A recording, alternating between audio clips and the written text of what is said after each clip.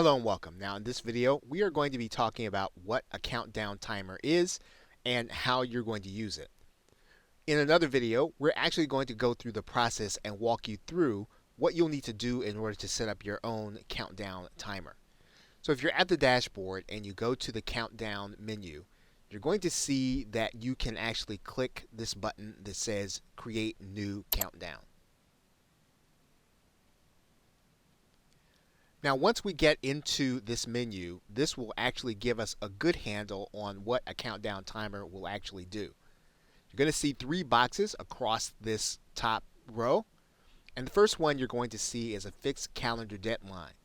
Now, if you decide to make this your clockwork funnel, what's going to happen is that the person is going to come to this page, or the page where you have your clockwork funnel, and they're going to be given a fixed calendar deadline. In other words, their offer is going to end on July 7th, 2016 or 17 or whatever you designate. And so whenever they come into the funnel, whenever they get to the page, it's definitely going to end on that date.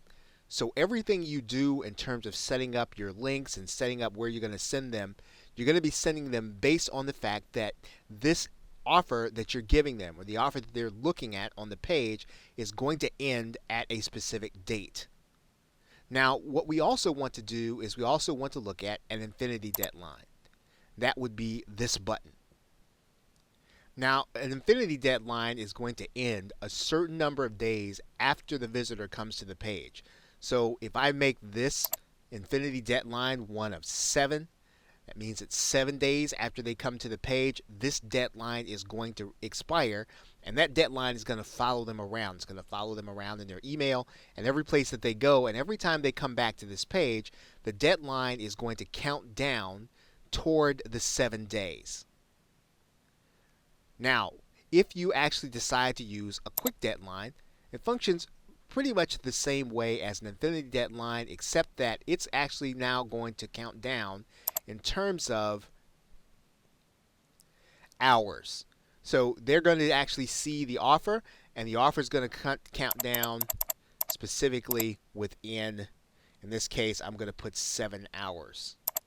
And so everything else that you do is going to be based on the fact that this offer is going to expire in 7 days. So as you start to think about how you want to structure your offer, you want to give thought to whether or not you want the offer to end and go away on a certain date, or whether or not you want the visitor to come to the page and be given an offer that they're only going to see for 7 days and then something change, or within the actual day or a certain number of hours.